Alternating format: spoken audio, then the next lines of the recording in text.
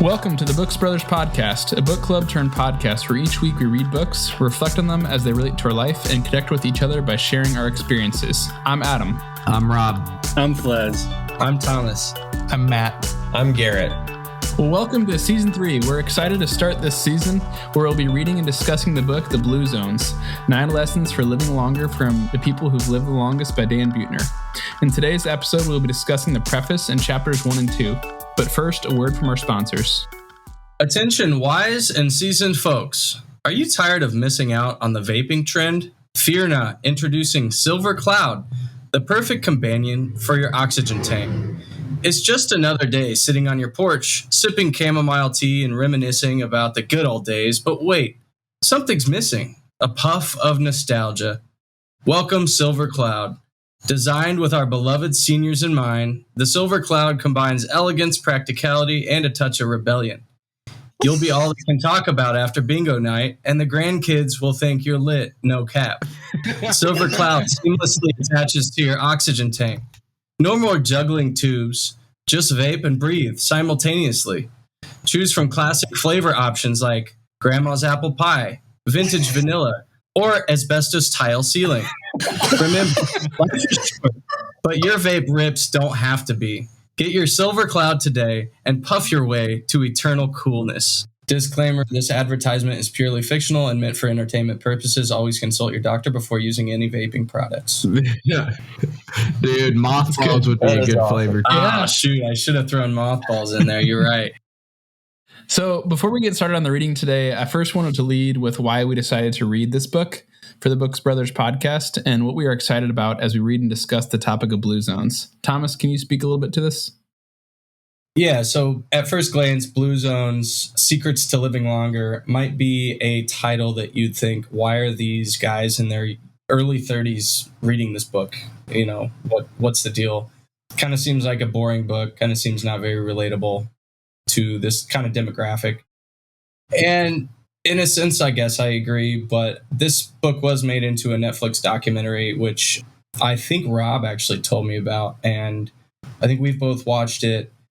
It was really interesting. It had a lot of information that I feel like anybody of any age can put into practice in their life, and I feel like that information could enhance your life at any age and allow you to live longer in the process, and hopefully those around you kind of like spread that wealth, because you know that's what a lot of people want at the end of their life, obviously, is to be surrounded by the people they love and to be able to live long, healthy lives and stay active. So I think this is a good one. I hope you guys all find it interesting. Thanks, Tom. I mean, I think the one thing I just would want to add is I think, we're a group of guys that's very focused on, excelling in different ways. And I think one way is with, your health and your fitness. And I really hope that with this book, we learned some good stuff as it relates to health. I know when we read Scarcity Brain, there was a people group that were talked about that they ate single ingredient foods and they had very minimal heart disease as a result. And I think that all interested us a lot. And I know from that, a lot of us changed our eating habits. And so I'm excited to look at some of these people groups and see what kind of things that they're doing to, stay healthy. And I think it's been cool to see already so far, not just to focus on food, but also lifestyle as well as the social component to that. So as mentioned, we're going to go through the preface in chapters 1 and 2 today. I'll lead off with a summary. In the preface, we hear about the author's experience of working for National Geographic, studying the areas of the world with concentrations of some of the world's longest lived people, areas termed blue zones. Specifically, he talks about his time in Okinawa, Japan, with a 104-year-old woman named Ushi. On the mission of this book, the author quotes, "We've packed this book with insights from other centenarians about living life well. Their stories cover everything from child rearing to learning how to be likable, from getting rich to finding and keeping the love of your life. From them, we can all learn how to create our own personal blue zones and start on the path of living longer, better lives." In Chapter 1, The Truth About Living Longer, Dan notes how, for generations, civilization has been after a mystical way to have a long and healthy life. Whether it be a fad diet, magic pill, or even a search for the fountain of youth, people desire to find quick and easy health solutions. His hope with this book is to find the answer by looking at the people groups who are living the longest. In this chapter, he asks a variety of doctors questions about aging, such as what is aging, what are the chances of living to 100, what can add on more good years, and a few others. Before we get into chapter 2 in the first blue zone, are there any responses that the doctors had to these questions that stuck out to you all as interesting? I think just the essence of aging is that, what Dr. Robert Kane says, just your inability to practice any kind of coping mechanism, just basically your failure to maintain any sort of internal control and balance. And that's kind of scary. But in seeing my stepfather having that and seeing that, firsthand, it kind of makes you step back and think like, what can I do to prevent that from happening, to prevent my ability to cope with life healthily, to prevent that from going away? For me, a lot of it has to do with not just living long, but living long well. That was an interesting point the author has made, and some of the doctors answered in his initial questions about there's two issues: how long can I live, and then how well can I live? And the author, I think, rightly hit it on the head. At least for me, I typically equate getting old with decreasing enjoyment, like just kind of like prolonging your kind of awaited death. But talking about those preventative ways, like Flez was saying, dieting, exercising, living well day in and day out, we might be missing out on a decade of actual good years, not just getting old and like sitting around waiting to die in constant pain and aching, but actually enjoying and thriving even in old age. So that's been kind of a shift I've had thus far in my mindset about living long and aging well since I've started reading this book. Yeah, Garrett, I think they say like add years to your life and life to your years. Yeah. So definitely can relate. I'm excited to learn about that, but I would say also just wisdom equals knowledge plus experience was something I wrote down as well. So how do we gain knowledge and add that to our experiences, plus our experiences to like become not only mentally wise, but also like physically, emotionally, socially wise, as we'll see in upcoming blue zones. One thing I thought was interesting was the fact that one of the people that were interviewed, at least and quoted in the intro here, all these guys are very well-renowned scientists in their field of aging, but one of the quotes had something to do with the fact that there's no independent biological marker for aging.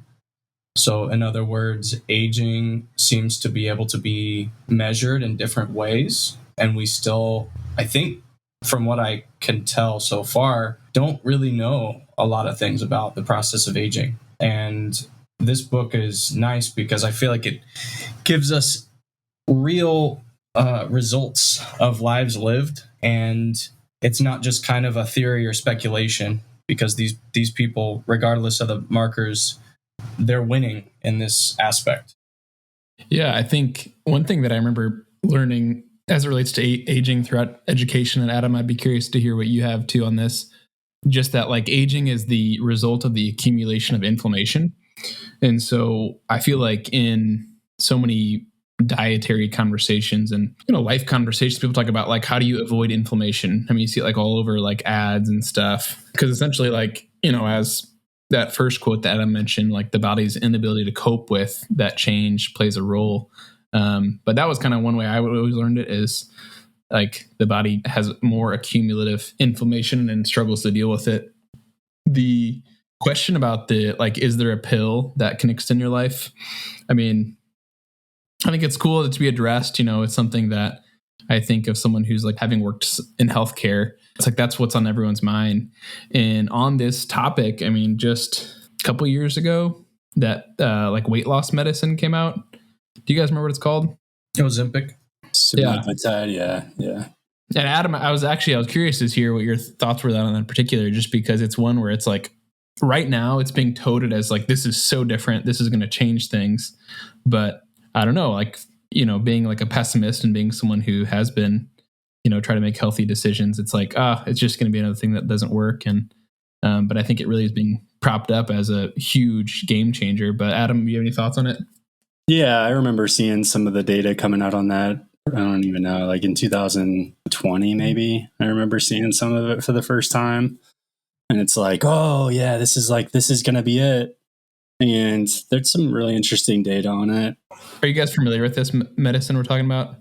So it's it's a peptide, basically. And it's supposed to be for type 2 diabetes, right? That's originally what it was, intended for. Yeah. Yep. So it's GLP-1 peptide. So basically what it does is it just basically, I think, reduces your appetites, and then you're able to make better decisions. I think ultimately that's what it is. Ultimately, that's my understanding. I could be wrong. Yeah. And I'm sure there are way more mechanisms there. But I think it's one of those things where it's the good side of it is it maybe will help people that are just not going to make the right decisions no matter what. Maybe it'll help them. And then, maybe with the goal of eventually getting off of it in the future. Just not sure that that's what the data shows is what's going to happen, but, we'll see. It does work. But, long-term solution wise, I'm not really sure. I can't really comment on that. Oh yeah, for sure. Yeah. And I don't mean to put you on the spot with it. I just know that you're definitely the most knowledgeable of us here on it. Yeah. I think that stuff's going to go hopefully in the right direction. And I don't think there will ever be a pill to take that'll just replace it. But I think if that's going to be like an aid, hopefully that's good. But still going to need to exercise and eat healthy. So. Yeah. So one of the doctor's definitions for aging is the gradual loss of physical capabilities, whether that's doing physical things or mental things. And the premise of this book is to live longer and to live well.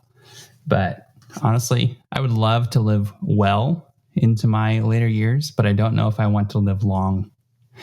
And the reason why, I've seen grandparents on my side and my wife's side of the family lose their loved ones and everyone that they're close with, and they live far away. And we just don't have a culture of grandparents, great-grandparents staying close to families. So people who are really old, they've probably lost almost all of their friends, their spouses, people that they've loved, grown up with their whole lives. So at this point, some of Emily's grandparents are the only ones left. They don't have any family members living in the same state. They're just lonely, and they're just asking, why am I still here on earth? What am I doing with my life? Why am I still alive? And I don't really see our culture changing in the next 50, 60, 70 years of family being close all the time. That's a great point. Yeah. So while I do want to live well, I don't know if I want to live long. Yeah, I would agree. Let's take a quick break for a word from our sponsors. Ladies, with all these filters and non-negotiables on dating apps, why not filter on the one thing that truly matters, like your potential husband's last name? With inflationary costs on the horizon, the time and money it takes to change your name is almost too much to bear. Now introducing Same Last Name Spouse Finder. This app is the latest dating app on the market and optimizes to show you suitable men with your current maiden name. Why date a Smith when you're already a Jones, or a Gonzalez when you're a Martinez? With Same Last Name Spouse Finder, we cut out all the fluff and show you men who you can really relate to. Same Last Name Spouse Finder, saving time, money, and trips to the DMV. Disclaimer, this app is currently unavailable in Arkansas as we are unsure if they are your cousin. Oh, man. And now back to the show. I think that's like a good segue as we get into some of these blue zones, because I know as we see this first blue zone, family plays a pretty big role. So in chapter 2, we learned of the first and original blue zone, the Sardinian blue zone. The term blue zone was initially coined as a result of a famous demographer who, when studying the areas of highest concentration of long-lived people, used blue ink to circle Sardinia, which is an island off of the west coast of Italy with a mountainous terrain. In this chapter, he interviews various Sardinian centenarians, as well as a 75-year-old shepherd named Tonino, who still walks 10 miles or more a day to perform his work duties as a shepherd. Unique to the Sardinians is that the men in particular live longer and healthier lives. This is thought to be partly due to the low-stress lifestyle and common occupation of a shepherd. At the end of the chapter, Buettner shares lessons learned from the Sardinian people, and they are: eat a lean plant-based diet. Their diet focuses on grains, beans, vegetables, cheese, and only eating meat 1 day a week. Put family first. In Sardinian culture, families take care of each other into old age. Drink goat's milk. When compared to cow's milk, it has more anti-inflammatory and antioxidant components. Celebrate elders. Compared to Americans, the Sardinian elders are much more involved in family roles. Take a walk. Due to the terrain of the region and occupation, many of these people walk 5 or more miles a day. Drink a glass or 2 of red wine a day. Red wine contains flavonoids, and studies have shown diets high in flavonoids is associated with decreased incidence of cancer and heart disease. And lastly, laugh with friends. Many of the men in this culture spend their afternoons socializing. So after reading this, my question to you all is, what can we learn from the Sardinian Blue Zone as it relates to our life? I think a lot of the exercise you get on a daily basis is huge. I know working from home right now, I am having a hard time staying as active as I want to be. Even if I get into the gym and work hard for an hour, that's probably really not that big of a deal compared to a lot of cultures in the world that are commuting daily without using public transportation or a vehicle, or they're going to the grocery store almost every day, or they're walking to meet with people. It's something that I notice a lot more when I travel, that a lot of other cultures have life set up in a way that really just encourages movement all the time. So the fact that they're in a mountainous region, I feel like just gives them so much more opportunities to continue to do that in a challenging way. Whereas, here we kind of sit back in a recliner and don't do a whole lot once we reach a certain age, it seems like. Yeah, I recall that there was a study actually that looked at people who exercise but were like sedentary for the rest of the day. And I think they looked at sedentary in terms of like steps per day. And it basically showed that like if you worked out and you really didn't walk much else besides that, your risk of heart disease was like just as high as if you didn't work out, which is like, it's interesting because obviously like there's a big, exercise, eat healthy, right? But like it's not just exercise, but like live a healthy lifestyle and be active. Interesting. I think of my time living in China, and to get even to public transportation like the subway, we had to walk about a half a mile. When we would go to class, we'd ride our bikes or go to the subway. I think I counted it on my short days, like short transit days, I was traveling about 3 to 3.5 miles on a bike. And on my longer days, it was like 6.5. So at a minimum, I was biking 3 to 3.5 miles a day. And that's not including walking. I lost like 10 pounds that in 1 year, and I wasn't even trying. Like I remember you come back and I was like, whoa.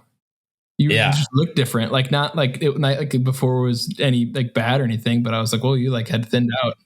Yeah, no, I did. Well, gyms there were expensive, so I was just doing like push-ups and sit-ups and stuff at home. So yeah, I wasn't lifting weights, but I was still running and doing my typical workouts aside from weightlifting.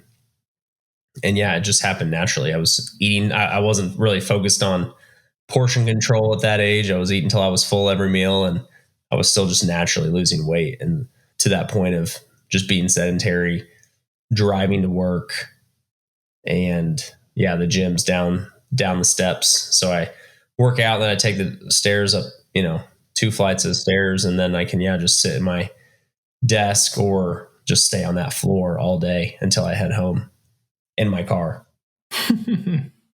Just going off of that, it's funny, Garrett, you bringing that up. So I currently work like just over a mile away from my work, or I live just over a mile away from my work. And before this job, I worked 0.8 miles away from where I lived. And not once did I walk or ride my bike to work. Get out of here. Not once, which is crazy, but once I got off work, then I would ride my bike everywhere, or I'd walk. And Flez and Adam, I'm sure you guys can relate too. Like, I have a routine that I've been doing for the past 10 plus years with my dog, that like once I get home, we go for like 20-30 minute walk every day. And my dog's getting older. And so like just thinking through of, oh my gosh, when his time is up, that's an ingrained habit of my life that I would probably continue. Like, it would feel weird to get off work and to not go on a walk. And as many of you probably know, like, that's when I call people too. So it's like a good time to connect with people, which I think is one of the traits of the Sardinian Blue Zone, is just, putting family first, caring for their elders and not sending them off. And then also having kind of like a sarcastic humor with their buddies and stuff. And I think, all of us can relate to that for sure. But just one thing that kind of hit me off of this chapter, and I know getting a little ahead to Okinawa, but just how much we children depend, like our parents depend on us for their longevity, how much I'm around can like translate to adding life to our parents. And I think that that's mindful, as I know some of our parents or step parents are getting older and things like that. So something that definitely hit me. And I think on page 53, they say 95% of centenarians, so centenarians are people that live to 100, had a daughter or granddaughter to care for them. So I hope I have a daughter or a granddaughter. There you go. Yeah. I even recall he asked, it was like one of the daughters of one of the centenarians, he asked, wouldn't it just be better if they were in a home? And like, she took that as an insult. And obviously it's like it's a touchy subject, right? And I think that it's very cultural based. And, when you live in a culture where the whole family unit and extended family lives within a couple miles, it's different, and we don't really have that the same way in the States. And it doesn't seem like going backwards is possible with that. Yeah, that was my thought when reading this chapter. It sounds nice the way the author puts Sardinia, but there's no way we can have that culture and society where we live right now. I think the 2 glasses of red wine thing seems doable. Yeah, definitely for sure. doable. The goat milk. I definitely had that thought multiple times while reading this whole 3 chapters that we've read. Yeah. But even the red wine, they talk specifically about the flavonoids that grow only in the Sardinia region that are healthy. And I'm sure there are healthy components in some of the wine, but I would guess most of the wine that we buy from grocery stores don't have those same flavonoids or ingredients that are actually healthy for your heart. You can get them at Costco. I looked. Sardinian wine. Yeah, the Cannon Noise wine. You'd also include that if we were to drink that wine, we don't have all these other things that they are also doing. Yeah, for sure. Right. Yeah, for sure. Exactly. We're drinking wine sitting on the couch expecting we're going to live to 100. What are you doing, honey? Oh, I'm just trying to be healthy. That's your 6th bottle today. Well, I thought I would get all my glasses in on one night. Oh, honey, that one was goat milk over there. You talk, Matt, about how society won't change. I don't disagree with that, but individual family units can make different decisions and change the trajectory of their personal family culture.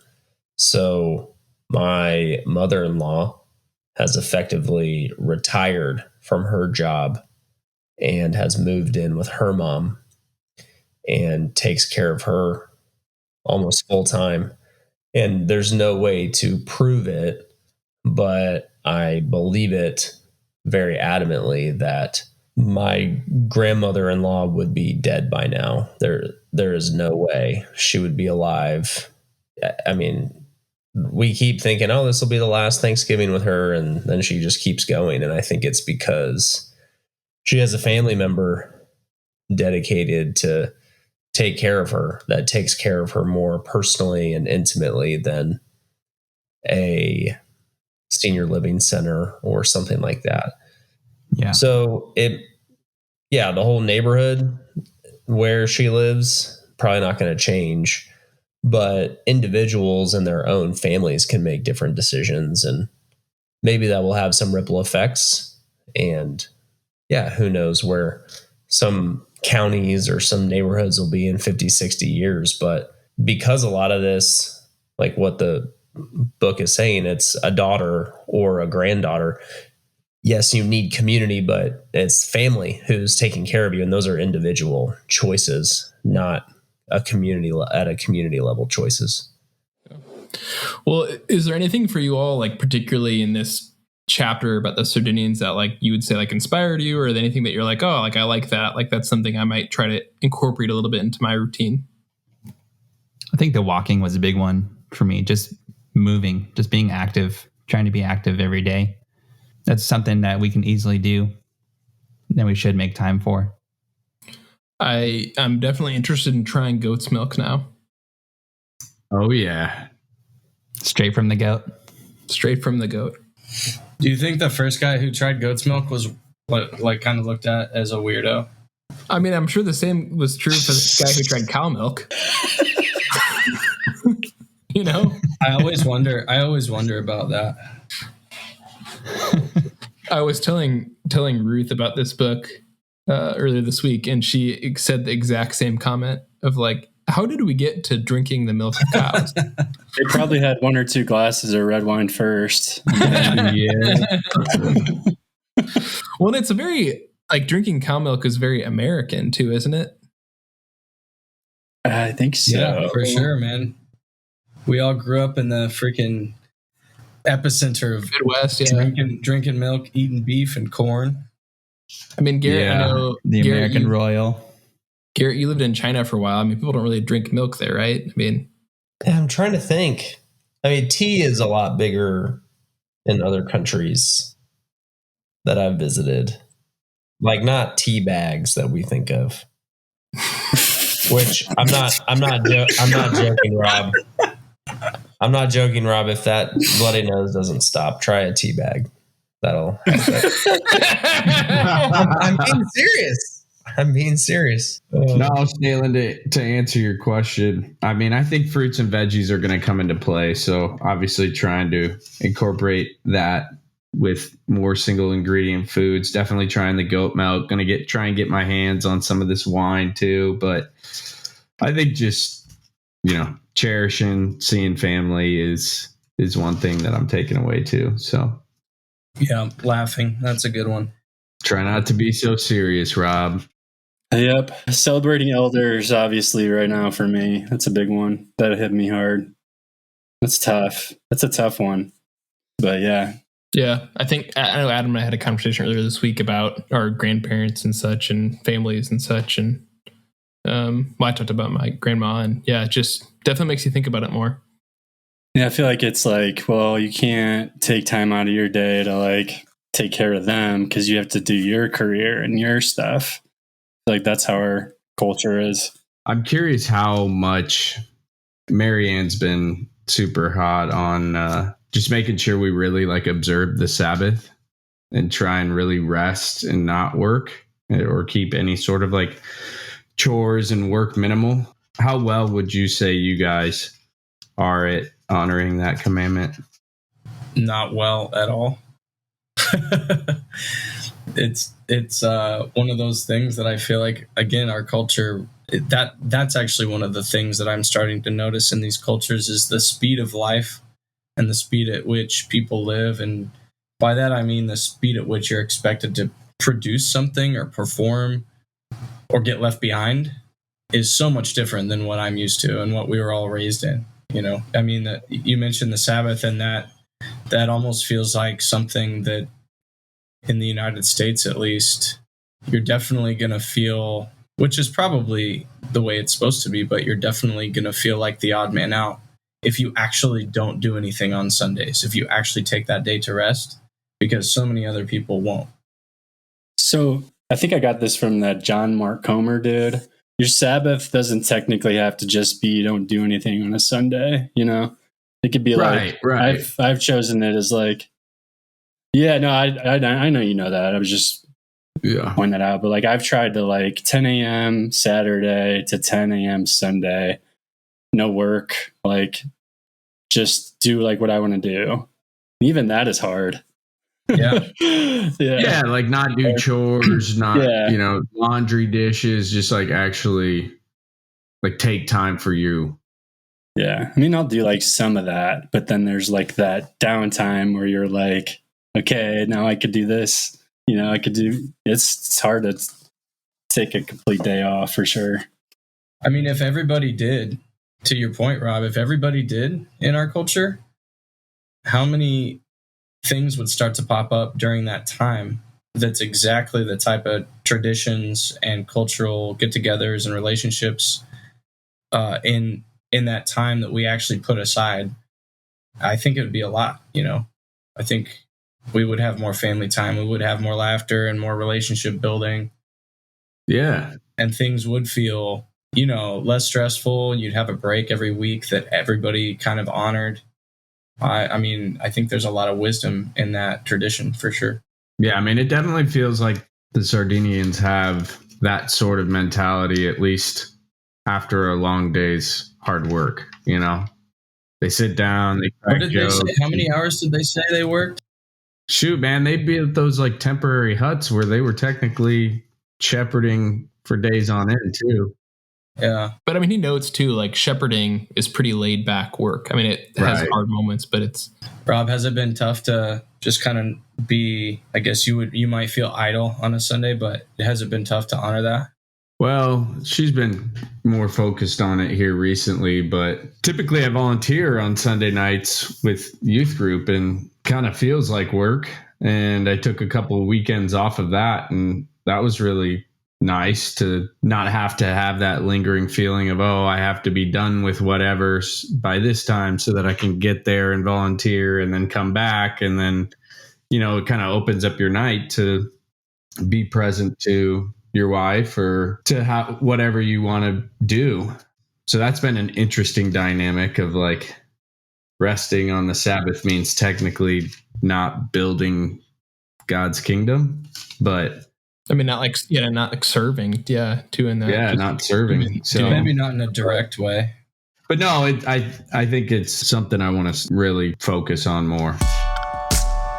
Thank you for listening to this week's episode of the Books Brothers podcast. Join us next week as we discuss Chapter 3, The Blue Zone in Okinawa. If you haven't yet, go out and get the book, The Blue Zones by Dan Buettner, so you can better follow along with us. If you've enjoyed listening or benefited from our conversations, please subscribe, give us a review, and share with a friend that you want to connect deeper with. Lastly, we'd love to hear your thoughts. You can reach us by email at connect@booksbrotherspodcast.com or on Instagram at booksbrotherspodcast. Until next week, read, reflect, and connect.